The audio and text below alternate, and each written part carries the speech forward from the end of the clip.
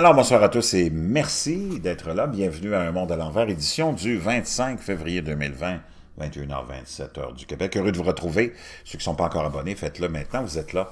Merci à tous ceux qui m'envoient des liens, des messages comme celui-là que je vais vous partager à l'instant et qui explique beaucoup de choses, probablement dans la mort de ces nombreuses baleines qui seraient dû à des tempêtes solaires de plus en plus fréquentes. On va aller voir les nouvelles ensemble. On sait que la baleine, entre autres, utilise un système pour se guider, un système sonore. Donc, en comparant plusieurs cas de baleines grises échouées et de tempêtes solaires, des chercheurs ont remarqué une corrélation entre les événements. La baleine grise est notamment connue pour sa migration particulièrement longue. Chaque année, elle parcourt plus de 18 000 km entre le Mexique et l'Arctique, dans le but de se reproduire, soit plus que tout autre mammifère. La tempête solaire augmente le risque d'échouage de baleines. Ah, tiens. Selon des chercheurs, les baleines grises se servent de la magnétoréception, c'est-à-dire la perception des champs magnétiques, pour accomplir cette vaste migration. Une nouvelle étude parue dans la revue Current Biology nous éclaire un peu plus sur ce phénomène.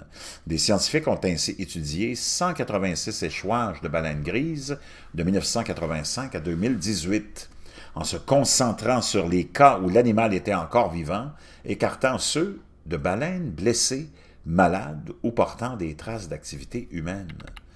Les chercheurs ont par ailleurs analysé l'activité solaire au moment des échouages et sont parvenus à des résultats intrigants. Par exemple, ils ont remarqué que les baleines avaient 2 fois plus de risques de s'échouer lorsque le soleil comptait plus de 150 taches solaires.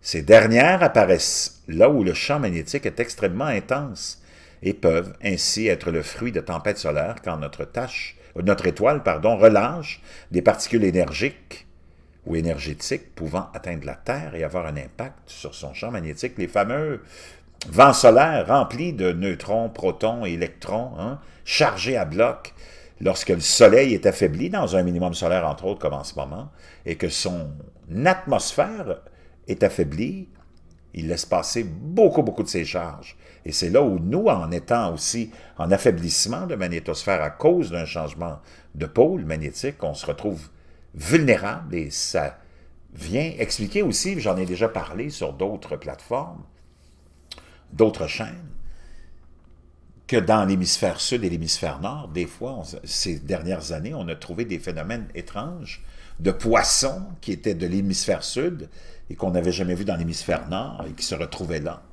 Comment? Probablement en ayant été trompés. Et vice-versa aussi pour des espèces de l'hémisphère nord qui se sont retrouvées dans l'hémisphère sud. On note par ailleurs que les tempêtes solaires sont également responsables de la hausse de signaux radiofréquences et les chercheurs ont observé que les cas d'échouage pouvaient être multipliés par 4 les jours où ces signaux étaient élevés. Enfin, ils n'ont pas remarqué de similitude entre les échouages et les variations du champ magnétique terrestre, point qui les a fortement interpellés. Les chercheurs s'attendaient en effet à ce que le champ magnétique de la Terre, perturbé par une tempête solaire, oriente l'animal dans la mauvaise direction. Nous montrons que la relation entre les tempêtes solaires et les baleines grises, s'il s'agit d'un effet sur un capteur magnétique, est probablement causé par une perturbation du sens lui-même et non par l'envoi d'informations inexactes, explique Jessie Granger. Tiens, une petite Granger qui n'a aucun lien avec moi. Auteur principal de l'étude, les cétacés sont donc aveuglés par les tempêtes solaires, qui les empêchent alors de s'orienter grâce au champ magnétique. Ce n'est pas la première fois que des échouages de baleines sont reliés à des tempêtes solaires.